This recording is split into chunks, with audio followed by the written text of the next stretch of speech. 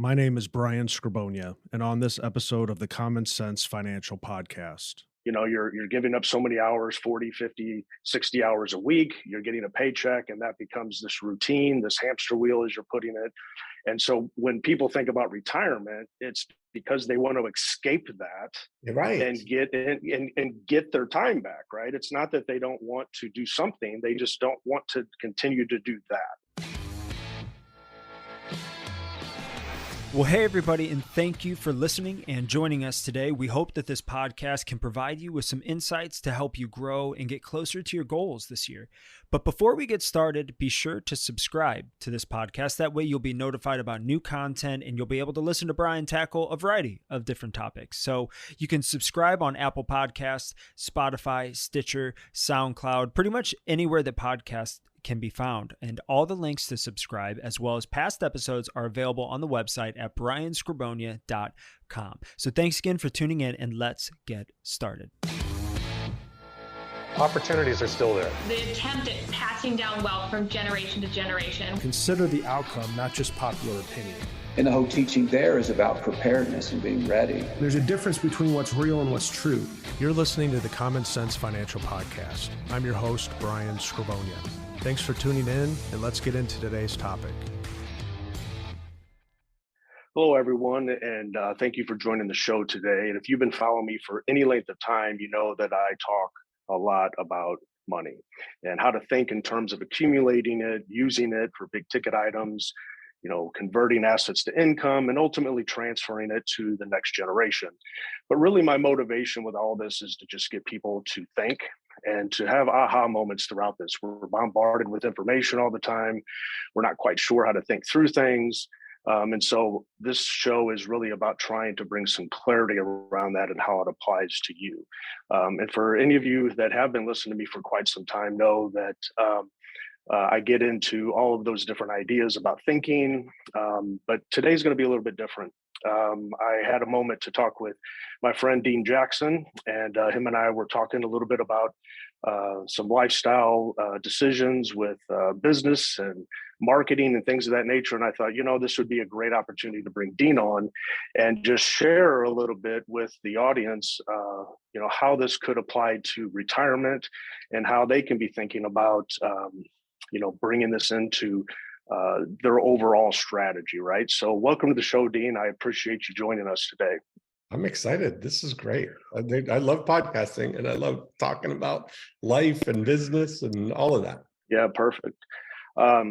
As with most things with this show, I kind of pay attention to what I'm talking to clients about in my meetings with them.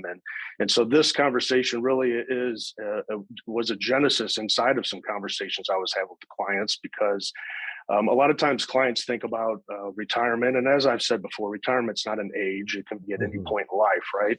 It's just this point of time where you're kind of looking for something different, maybe something more. You can define it however a person would want to define that. But where could you do something different to create a lifestyle that is really what you're wanting to get? It's not about checking out of society. Right. People spend a lifetime, accumulating wisdom, accumulating wealth. And so how do they take that and not just sail off into the sunset, but actually create a business and create tremendous value for somebody else, right? Another thing that kind of sparked this conversation that I'm wanting to have here is the idea of longevity. I've been thinking a lot about this.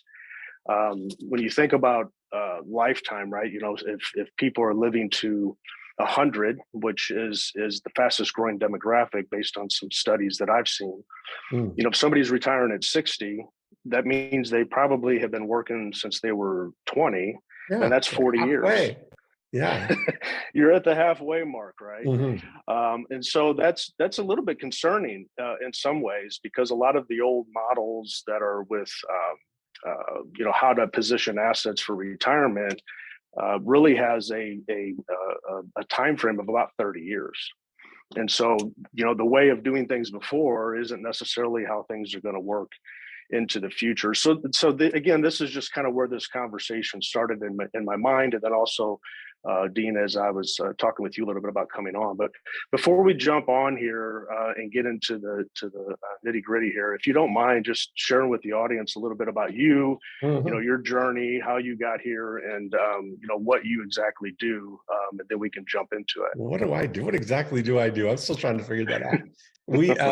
I grew up in Toronto, in Canada, and I'm 56 now. I live in Florida now, and one of the things, as far as this whole life arc of business and money approach here, one of the things that I learned early on is the difference between what our good friend Dan Sullivan would call the results economy versus the time and effort economy. And I've only ever in my life had one job.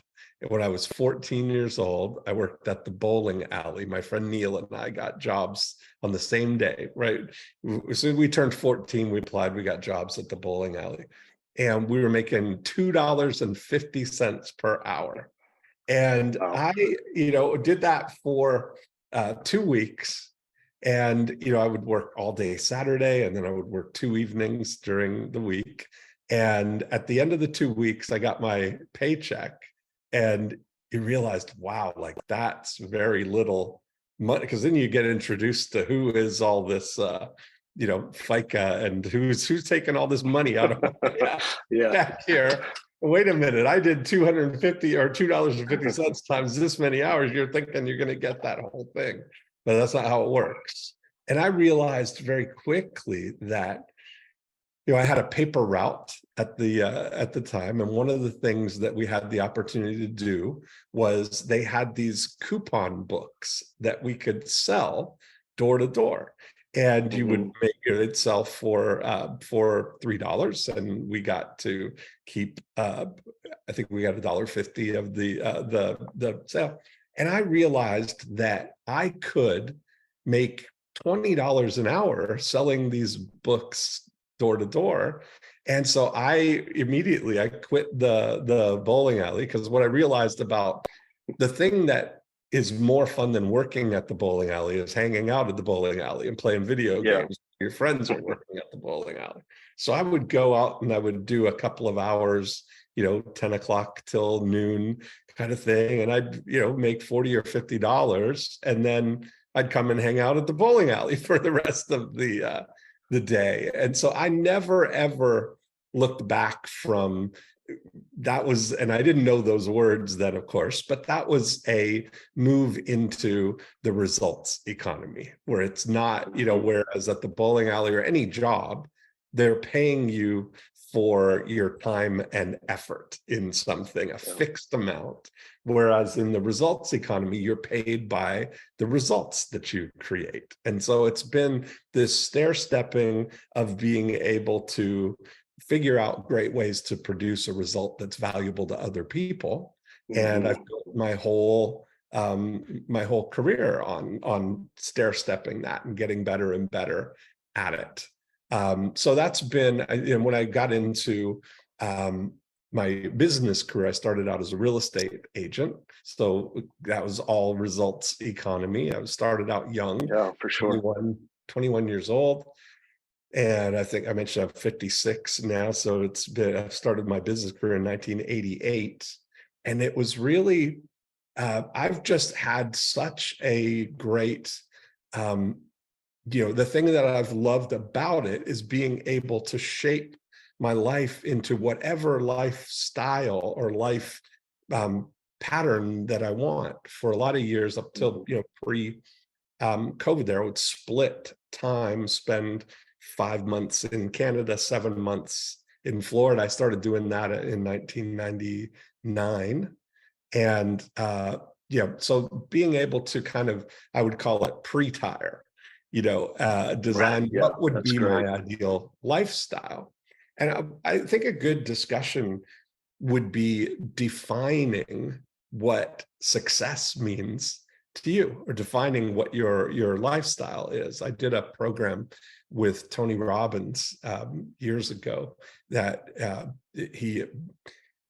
did a program called the New Money Masters, and I was one of the featured people on it. But we were talking about this concept that in 1999, I was working with Thomas Leonard, and we did a program called A Perfect Life.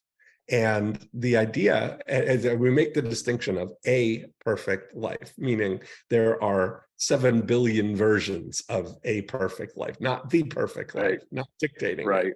But everybody's in possession of what could potentially be a perfect life in their definition. And what I found, this was in 1999, as I said, and so I was young, early 30s, and thinking through this idea of what does success mean to me, and how will I know I'm being successful? And that's a key distinction. So often we look at things where we're aspirationally thinking about some point in the future where we'll reach this magical destination, right? And I think that people, if you go through a life where you're working at a job with an eye on retire, I mean, the whole society is set up that way. Put in your time, do your job, and then have your golden years after that. Then you can have your life, right? And that model now, everybody's got the opportunity to kind of define what it is that you want for your life. And so the exercise that we did was to create a list of ways to finish the statement, I know I'm being successful when. And what being successful does is it brings it into the present moment. It's not, I know I will be successful when I save $1 million and I can retire, or when I get to, that's all aspirational thinking. But how will you be experiencing that? And so we described that as like pushing the accelerator pedal, going forward in time, and just taking a look around and recognize, how will I recognize when I get there? So for me, I'll share my top 3 that I did, and it's been kind of the guidepost for everything that I've done. And so I started out saying, I know I'm being successful when I can wake up every day and say, what would I like to do today? So for me, that shows one of my highest values is time freedom, right? That I want to be in total control of my time. And so what that means is that I would not do well being a dentist, let's say, or being something where I have to get up and then I have to go to the office and drill teeth all day long. I don't ever get to say, what would I like to do today? It's defined, right? If people have a job, you know what you've got to do for the day. And it's very rare that you get the opportunity to say, what would I like to do today? So that was a high thing. Then my second one was that I know I'm being successful when my passive revenue exceeds my lifestyle needs. So I made the decision early on in 1999 to set up situations where I started understanding the value of recurring revenue, or to having assets that are yielding money, and leading with revenue and lagging with lifestyle. So I always wanted to stay in that band where I've already got more than what I need to live my life. Because if you start with that baseline of I want to have all my time free, then I'm not getting into a situation where if I go out and buy all this stuff and get in debt, that now I need to make high income in order to continue to keep that hamster wheel going. That's a different thing. And then my third was that I know I'm being successful when I'm working on projects I'm excited about and doing my very best work. And so all 3 of those statements that was 1999, 23 years ago, 24 years ago, and it's still equally motivating and exciting. That those are the things that I still want for my life. And I went through and had a whole list of 10 of them, but that kind of thinking is a great platform to start. The life metaphor that I came up with in 1999 was that I want to live my life like an artist with a $50,000 a month trust fund. That would be the greatest life to me, right? Do what you want, chase your whims, create your art, and you don't have to make it commercially viable or do you have that pressure of it, And that's awesome, Dean. I one of the things that I'm grabbing, I mean, there's a whole bunch there. That could be a bunch of podcasts in and of themselves just to help people, but there's a lot of genius there. And you articulated it so well, because whenever I'm visiting with people, business owners and or individuals working 9-to-5 jobs, 9-to-5 job, you're trading time for money. Mm-hmm. You're giving up so many hours, 40, 50, 60 hours a week, you're getting a paycheck, and that becomes this routine, this hamster wheel, as you're putting it.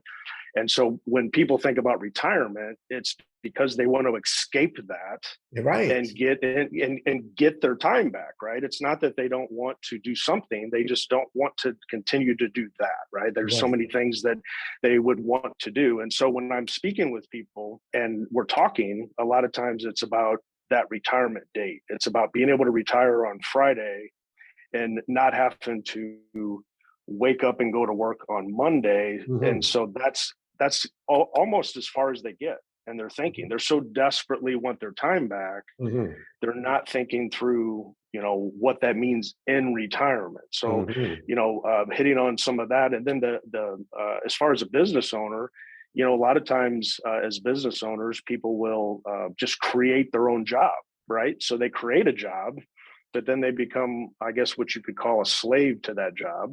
Right. And so they have to be there and work and still they're trading their time for money. Mm-hmm. And mm-hmm. so the idea of this lifestyle transition, and that can happen at any time, not just waiting till retirement.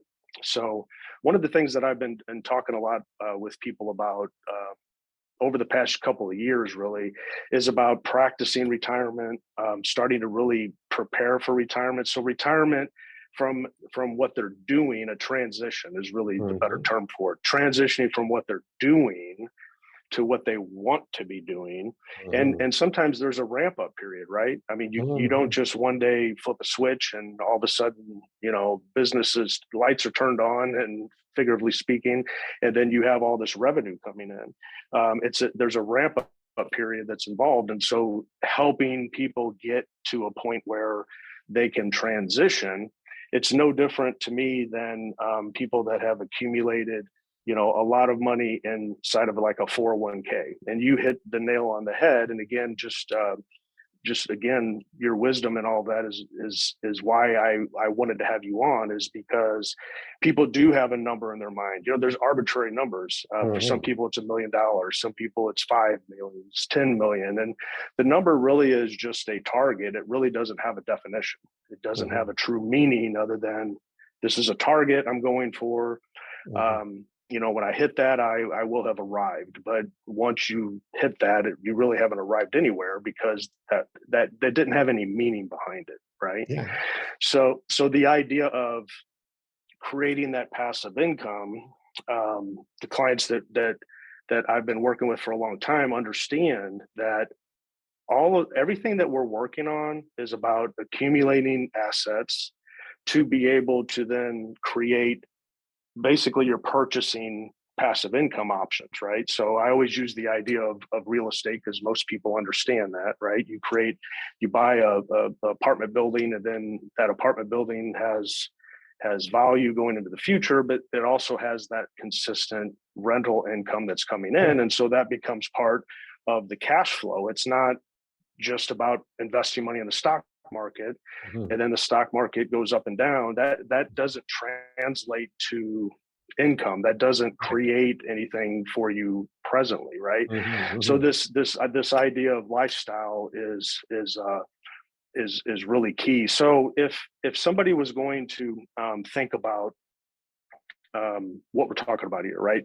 Transitioning, having mm-hmm. a transitional phase out of either a business that they're working on that they're a slave to, or somebody that's working a 9-to-5 job, like what are some of the key things to think about as you would start to develop something that you could potentially transition to? I mean, there's a lot to unpack there, but yeah, no, I think I'm that, curious. I think that a key theme of it would be, I like the term a money hobby. That if you're thinking about how can you turn the things that you would normally do that you're passionate about, how are there opportunities to kind of just look at it through a different lens and see if you could turn that into a money hobby?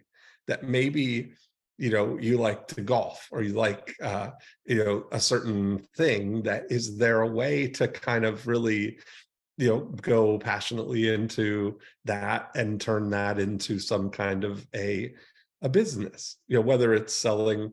I mean, there's so many things of so many flavors now of being able to tap into online businesses that are so easy to set up. I mean, having a Shopify store and having, doing drop ship projects where you're just kind of, play testing different equipment, there's, I think about, I mean, you look at YouTube as an example, that there's a kid on there, Ryan, who's got a channel called Ryan's Toys. And this was way back. I say this with a little bit of sadness because, 10 years ago, my friend Lane, they adopted a boy from China, came over, cutest kid.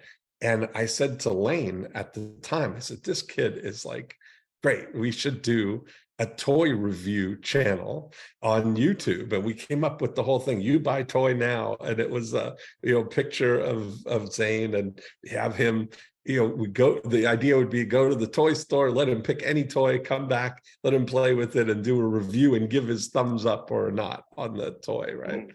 And for whatever reason, it never got off the ground. His mom didn't really want him, doing that kind of thing. And then years later, now there's this Ryan's Toys, this kid who that's what he does, but it's a $25 million a year, right? Just reviewing toys online. And you start thinking anything that you're passionate about like that, you could, document and start, tapping into through affiliate programs or through drop shipping programs, where you're turning now something that you're passionate about that you would do otherwise for free as as spending your time on something, and seeing how you can, supplement that or turn that into money. And I mean, the advantages of having a business entity in terms of, tax structuring things and writing off a lot of the things, your passions or the things that you're doing, offsetting it with income.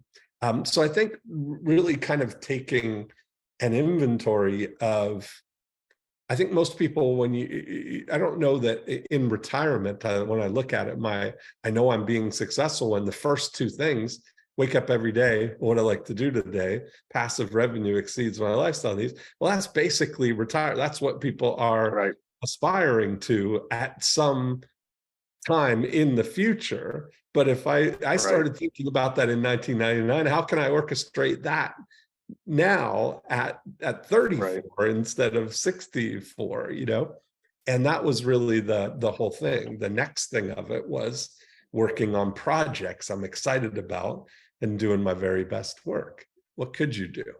Yeah, a few years ago, I did a podcast on retirement is not an age.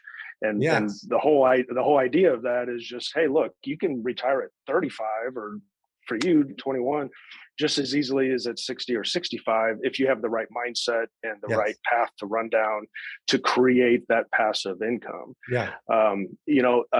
Speaking of business owners, we share in the strategic coach program with Dan Sullivan, and one of the big ideas that he talks about, of course there's a lot of them, right, but one of the big ideas is that to have a self-managing company, right? And so, and it kind of piggybacks on what you're talking about here, is having a business that maybe you have been a slave to, but figuring out how to move that business or rearrange that business to where you're not so, the business isn't so dependent on you showing up Monday through Friday. And having those people in place to run that business to where you're more just overseeing it as you are necessarily having to be in the day-to-day. Maybe speak on that a little bit with the whole idea of the who, not how. Yeah, so Dan Sullivan's an amazing model of this. I mean, he's 78 years old. He'll be 79 in a couple of weeks here, but going strong. You know, he's been writing a book every quarter for the last 34 quarters. You know, he's got we're both part of his of Strategic Coach, of the coaching program. He's got thousands of entrepreneurs all over the world that are part of this community. And he's got, you know, he's now 3 years into a 25-year plan that is, you know, he just keeps rolling into these things. But one of the first exercises that they do at Strategic Coach when you come in is something called the lifetime extender. And this concept of, he's learned that if you ask somebody, how old do you think you're going to be when you die? How old do you plan on living to? And everybody has a number. Everybody in their mind, they have this sense of, well, my grandparents lived to live. They probably ballpark where they think that they're going to live. And so he goes through the thing of, well, if you got to that, let's say the year before that, how would you want to be at that age, you know, in terms of your mental sharpness? And, I want to be mentally sharp. And how about your physical body? I want to be vital and vibrant. And so what about relationships? How do you feel about, I want to have a lot of loving relationships and friends and activities and things that I love and all those things. And if you had all of that at that age, how much longer do you think you could live? And people always, they add 20 years on top of that, or 10 years, or whatever it is. And it's an interesting thing that he jokes how in the first hour of the program we just gave you 20 more years in your life. What's that worth? How would that change? And I think Dan's whole idea is he wants to live to 156 to live through an entire century. So that, but what it really changes more than the reality or expectation that you're going to live to 156 is it mentally changes the trajectory that you're on in your life. If you're constantly moving forward and up and improving and heading in a directory where your future is bigger than your past, it changes the whole model that our society is built on, where we kind of go through this arc where you get up here to retirement and then you're on the decline, where your past is bigger than your future. And there's this whole thing of the scarcity mindset of thinking you've got to make your pile big enough so that you're not going to run out of money, right? But the whole thing is keeping, if you're vibrant and you're keeping idea on making your future bigger than your past, that's more engaging and more of a exciting platform for your life. And I like what you said about your retirement could be at any age. That's really what it comes down to. It's a mindset, right? Bob Buford, and I've mentioned him on, I don't know him personally, but I've mentioned his book Halftime many times in other podcasts, where he talks about how the first part of his life was kind of working for money, working for the typical American dream, right? But then once he reached some milestones, he was thinking more about purpose. How can I bring more value into the world? How can I, buy back some of my time? How can I just have more meaning behind it? And I think when a lot of people think through, like I've already said a little bit about retirement, they're thinking about not working. But one of the realities, and I've been doing this now for over 30 years, one of the realities for people when they retire is that once that, 3-month mark kind of hits, like up until that point, I was thinking like they're 18 months, but you're saying 3 months in, I think it's more like 3 months. Yeah. Well, think about a typical vacation, right? Somebody takes a vacation, they have a week off here, a week off there. And so, 3 months, they feel like they're on vacation, but after that, they've done all the honeydews, right? They've taken some trips. Maybe they did some things that it was on their bucket list, but then after about 3 months, and of course that time frame is different for everybody, but 3 months is what I see a lot of times. They feel like that they've lost purpose. And that to me is not the quality of retirement, right? You can have all the money in the world, but if there's a loss of purpose there, that can be an aging issue, right? You kind of deteriorate into retirement of if somebody's retiring later on in life. So this idea of the lifetime extender, one of the things that was a real takeaway for me when I did that years ago was that, and he says this isn't me speaking, but talking about how your brain automatically starts thinking about, like, if you tell your brain you're going to be dead in 10 years, your brain kind of starts setting that up. Down. Right. But if you're thinking, 40 years or 50 years, that's a whole different, that's like you're 20 again. Right. Or, starting life and looking forward to the future and having all these milestones and whatnot. So, a lot of what, and I know you talk about this, but a lot of what I talk about on this podcast is mindset, right? It's everything's about mindset, how we filter information that we're receiving, how we think about our future, how we think about our retirement. But one of the things that, I'll hear people say is that, okay, well, I'm going to get into retirement. I do want to be, acquiring some of my time back. How is it, maybe they have been in a business, or maybe they know people in business and they've been that, slave to the business, right? So what's the real difference there besides the tax privileges? Well, it's about, again, having that model of, the idea of that self-managing company, right? Having that company set up to where it can run, pretty much on its own.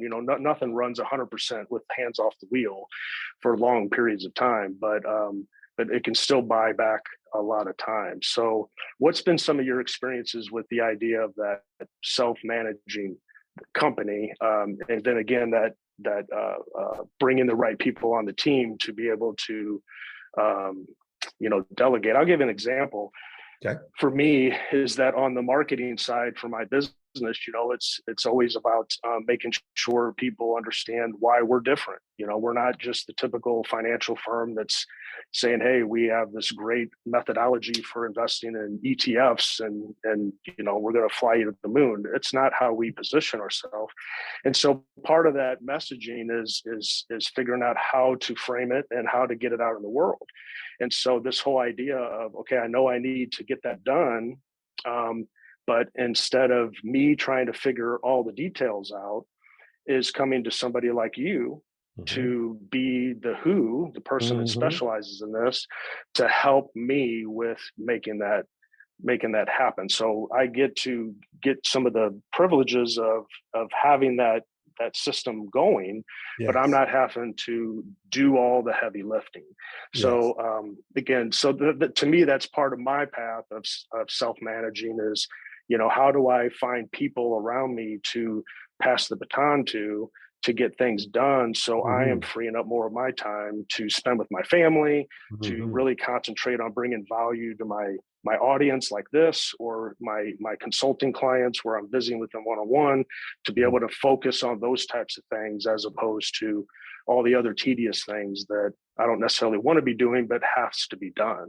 So what's been some of your experiences with that? Yeah, this whole idea of, you mentioned who, not how, as a great way, a framework of thinking about this. And that's something that, I started observing when I was avoiding something, or when I was procrastinating something. I would usually find that it was because I didn't actually know how to do something, or you run into a situation. So anytime you want to get something or get some outcome, the first thought that people usually have is, well, how do I do that? And so you're at this crossroad, And what I discovered was that, you can go down the path of learning how to do something, which is going to take all these units of time to figure out. And then even when you learn how to do it, now you still have to do it slowly and poorly, probably because it's your first time doing it before you ever get to done.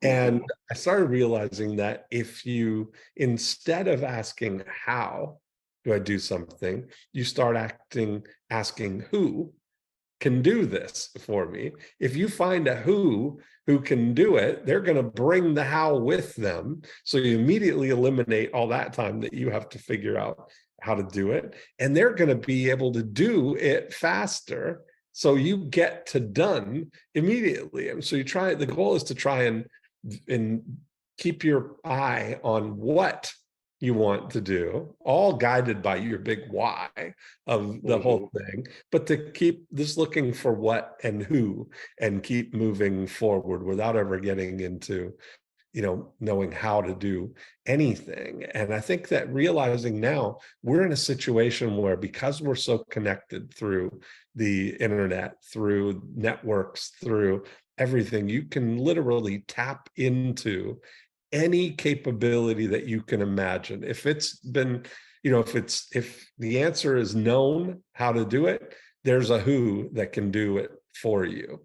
And so there's two sides of that. You can either be an architect of something and find who can do stuff. So the game becomes, how can I just take my ideas and turn them into a business that generates money without me having to actually do anything? That's one part of the game. Or how can I plug myself in as a who to somebody else's puzzle to only do the part of the whoing that I really love? If all I have to do is just do this, that's something that would be a great thing, So I've got, different friends that have gone on to retirement, and some of them, they just like very specific things. Like a guy who was an accountant for years, built up his practice, sold his practice. He lasted about 6 months on the doing nothing, golfing every day plan. And then he got, interest. Somebody brought him on as a consultant for an audit project, like a corporate audit thing, which all he had to do was like oversee and help with the strategy of stuff without having to do any of the actual paperwork and all that stuff, and paying him, a good, nice consulting wage. So he's just tapping into his asset, which is his brain of 40 years of experience of doing accounting, that he was able to just kind of turn that on, tap into whatever they needed, and still have a great life where he doesn't want to work more than 20 hours in a week, of doing that. So you get to pick your own hours, pick your own when you want to tap into stuff. So there's that, as a level that's just so incredible. And if you've got capital, if you've got money, then it becomes even another situation where now you mentioned real estate, or looking at things where you can buy assets that are going to yield that, whether it's buying even a car wash or a laundromat or something that's a really low tech, essential kind of business that you can have other people run, and then maybe add value by doing marketing or improvement for it, or just being the cheerleader for it, or the value adder. Right. That gives you something now to do, and I think that's where a lot of people, I think, like franchises in a lot of situations like that are a really good opportunity for people, where because most businesses, you've got, especially if you've got a good solid business, the returns on business compared to like just putting money passively in ETFs or in whatever, I think it's more of a satisfying thing, especially if it's a business that you fundamentally enjoy, or one that you would, be a part of. Yeah, for sure. So you're either, there's two paths I'm hearing you say. One is to, spend time building some assets, however long that takes, right? And that could be done in a lot of different ways, but building assets and then buying businesses of some sort that then creates that revenue stream.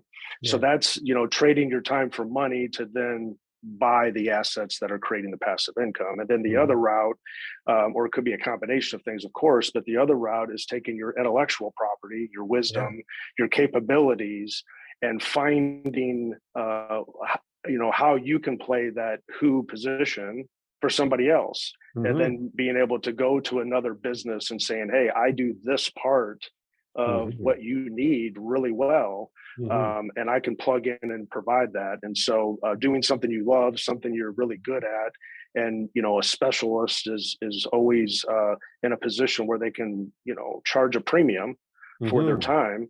Right. So it's just a way, again, all these different methods, all these different ways of creating cash flow. And some people don't even realize how much intellectual property they're sitting on, right? And what they can actually do with that. I know you talk a lot about the 8 profit activators. Yeah, we didn't even really tell us a little bit about that. But my choice of going down the path is I invested in developing skills in marketing. That I found that is the key, that if I can learn how to create business, if I can help people, if any investment that people make in me is a catalyst to a multiple of that investment in income for them, that's a win, right? And that's where you look at, if you've got some knowledge that you've developed in your whole career of things that could be valuable in helping other business owners create more money, it's a big opportunity, right? You've got so much opportunity to help businesses do something that maybe they otherwise wouldn't do. And that's what I love about marketing, and that's what I developed over these 30 plus years, this idea of a framework that I call our 8 profit activators, a breakthrough blueprint that is universally applicable to all businesses. And I can overlay it on any business and look for the opportunities to activate profits in any of these 8 areas. And so being a practitioner of something like that, where you can come into a business and identify something that they're not doing that could be a boost for them.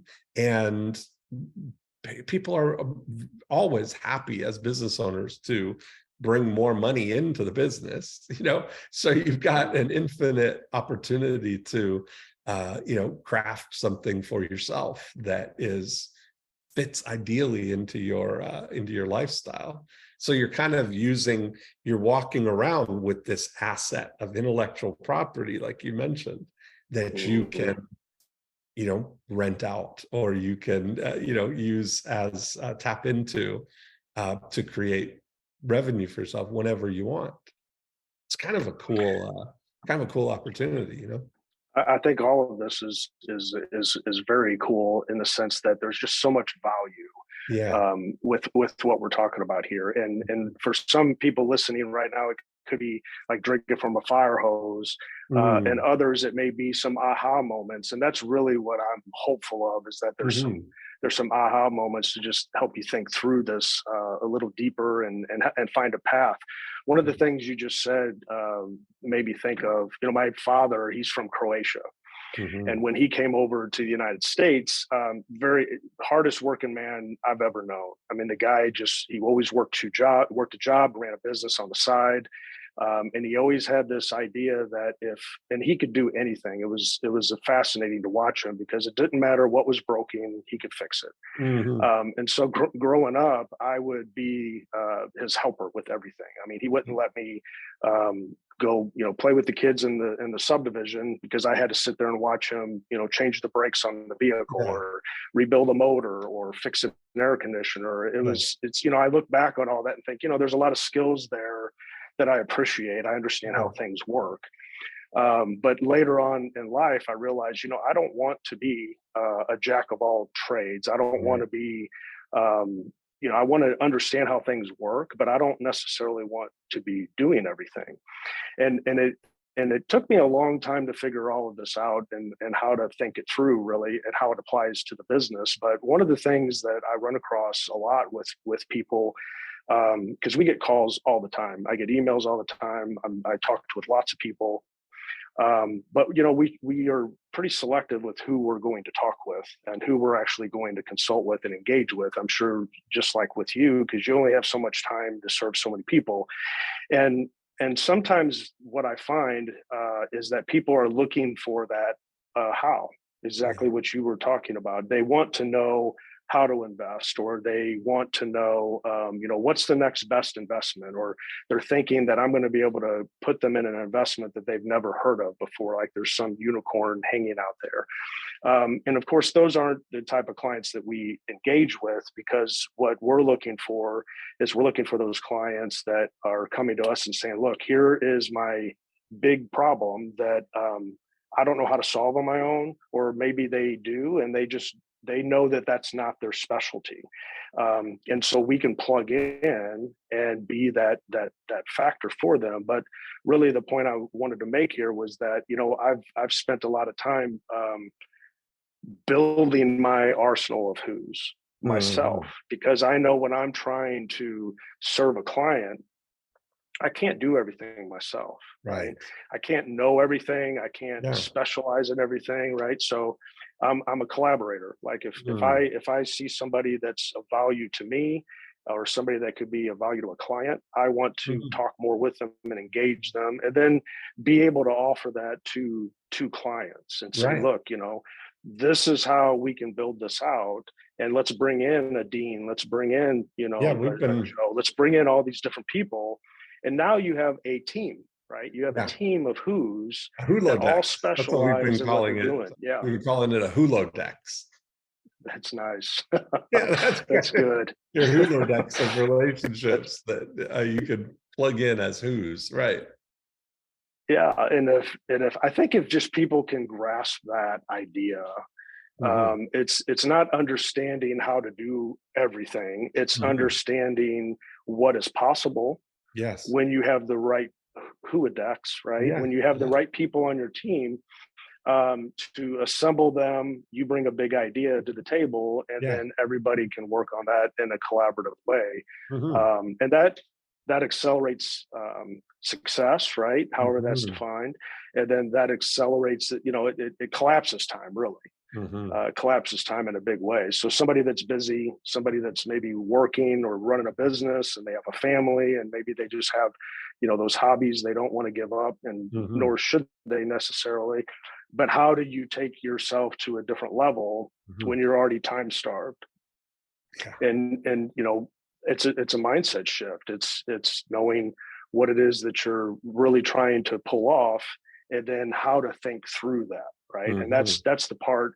And we've heard Dan say this many times, is that people don't spend a lot of time thinking about their thinking, because especially with, phones or research, and we're Googling stuff. And now with Chat GPT, we're everything's instant and we're bombarded with information. How do you sort through it all? So anyway, I think this is probably a great stopping point here, Dean. There's so much here that we could talk about. Yeah. But any other, I would love just you to download any thoughts that you have on your mind before we wrap up. Anything that you think would be a good takeaway. Yeah, I think I think the biggest thing, like if you're looking at, especially, it seems like the people that we're talking about are people who are just transitioning into retirement. And I think rethinking retirement as not the beginning of the downturn and just the winding it out, but what if you started thinking about that as now creating the biggest future going forward, but also in a way that doesn't compromise what your ideal successful life looks like. And that's something, I look at people, I think that exercise of, I know I'm being successful when, and you can put it in any word, I know I'm being happy when, I know I'm being happy in retirement when, and whatever those parameters are, just list them out. So use them as a guidepost for doing the things. Like, I think there's such a, if I put my number one thing as time value, that's the thing that I hold the most sacred, that I don't want to spend any time doing anything that I don't want to do. So having that, the ticket to that is passive revenue, that I don't have to do anything that I don't want to be doing, right? That's all part of it. But what I do want to do is I want to work on projects, meaning at the beginning, a middle, and an end, that I'm excited about, and doing my very best work. Those are infinitely scalable. That was true in 1999, but my capabilities now, the work that I do, is better now than it was in 1999. The opportunities that I have are better and bigger and more because of the track record of continually moving forward and building on all of those things. So I think you can't, I look at retirement more as like lifestyle design, of really getting, because that's the core of it all, right? Is what's the life that's really going to make you happy? What's the life that you really want? And then how can you, within that, now also make it into a game? How much can I create from this? What if you knew that you could dwarf what you've accomplished in your first career or your first half of life getting there, and it's effortless and it feels like you're getting away with it? I feel like I've been getting away with this since 1999. It's funny, but it's true. Yeah.